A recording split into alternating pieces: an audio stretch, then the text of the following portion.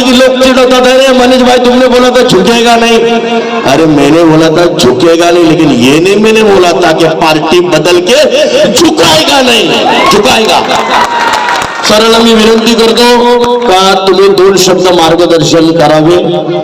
मी सर्वात आधी मनीष दादा, मनोज दादा आणि त्यांच्या सोबत जे शेकडो कार्यकर्ते इथे प्रवेश करणार आहेत त्या सगळ्यांचं मी खूप खूप अभिनंदन करतो। त्याने एका राष्ट्रीय पक्षामध्ये, जागतिक 1 नंबरच्या पक्षामध्ये आज प्रवेश करत आहात। आणि त्यामुळे आता ज्या पद्धतीने मनीष दादा बोलले की आधी इथे गुंडगिरी चालायची, दाखलशाही चालायची, येत्या 9 तारखेला इथे मुख्यमंत्री येत आहेत, ते फक्त पोकळ आश्वासनासाठी नाही, इथली गुंडगिरी संपवण्यासाठी ते येत आहेत। आणि त्यामुळे माझ्यासोबत असलेले आमचे आमदार राजनप्पा नाईक साहेब, कैलाश काका पाटील, उपस्थित सर्व बंधू भगिनी, आमचे 4 तरुण तडफदार उमेदवार आणि सगळ्यात महत्वाचं आमचे मनीष दादा, मनोज दादा आणि त्यांच्यासोबत जे प्रवेश करू इच्छिलेले सगळे कार्यकर्ते। मनीष दादा, तुमच्या येण्याने आम्हाला 10 हत्तींचं बळ आलेलं आहे।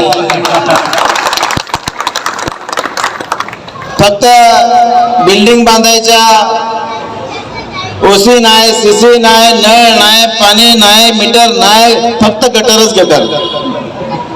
अरे काय चाललंय काय?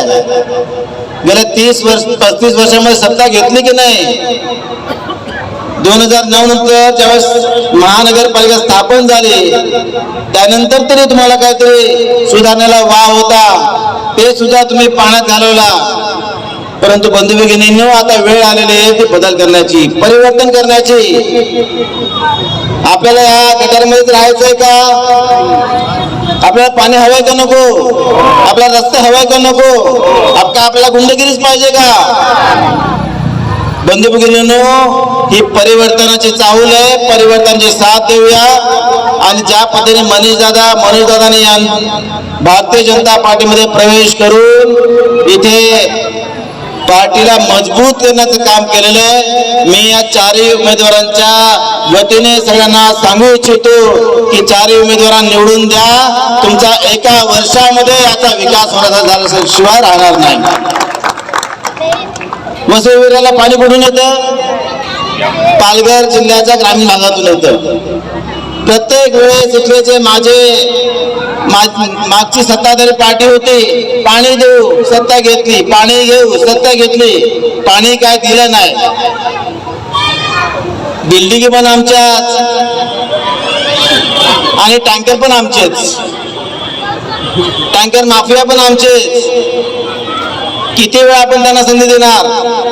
त्यामुळे आता ही योग्य वेळ आलेली आहे। ज्या पद्धतीने अनेक समस्यांचा पाडा अप्पांनी वाचला, आता वेळ आलेली आहे सत्ता परिवर्तन करण्याची। एक वेळा भारतीय जनता पार्टी महायुतीच्या सर्व उमेदवारांना निवडून द्या, तुम्हाला पश्चाताप करण्याची वेळ येणार नाही हे मी दाव्याने सांगतो। आणि वर्षानुवर्ष भारतीय जनता पार्टी महायुतीचीच सत्ता ही नेहमी येत राहील, कारण भारतीय जनता पार्टी महायुतीचे सगळे उमेदवार, राज्य सरकार, केंद्र सरकार हे विकासासाठी काम करत आहे। आपले पंतप्रधान नरेंद्रजी मोदी असतील, मुख्यमंत्री देवेंद्र फडणवीस असतील, उपमुख्यमंत्री एकनाथजी शिंदे साहेब असतील, राजाराम साळवे असतील, समाज संघटनेचे पंडित साहेब असतील, आमचे काका कैलाश काका असतील, आम्ही सर्वजण विकासासाठी विकासाचं राजकारण करतो, जनतेच्या प्रश्नामध्ये कोणतेही राजकारण आणत नाही।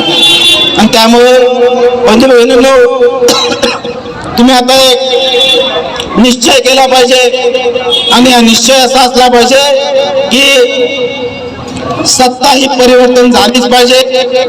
तुम्हाला जर विकास हवा असेल तर विकासासाठी महायुतीच्या सगळ्या शिलेदारांना निवडून देणं गरजेचं आहे। त्यामुळे सगळ्यांना मी विनंती करतो आमच्या सगळ्या 4 उमेदवारांना निवडून द्यावं। तुम्हाला निश्चित सांगतो या 4 उमेदवारांच्या मागे भक्कमपणे मी आणि आप्पा हे आहोत. या विकासाची गती कमी होणार नाही.